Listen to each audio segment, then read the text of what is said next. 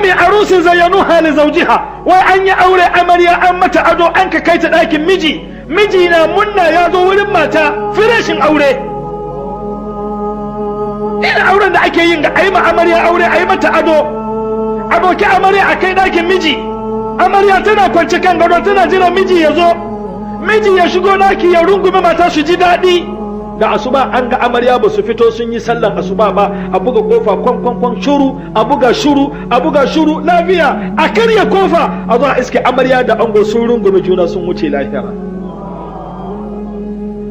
Allah ka ji tausayin mu, muna da ban tausayi, amma duka waɗanga hankalin mu baya zuwa kan abin da Allah ke fahimta da mu, saboda yanda duniya ya shiga zuciyarmu muka so duniya.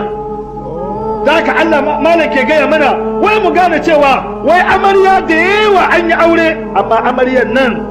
ita da mijinta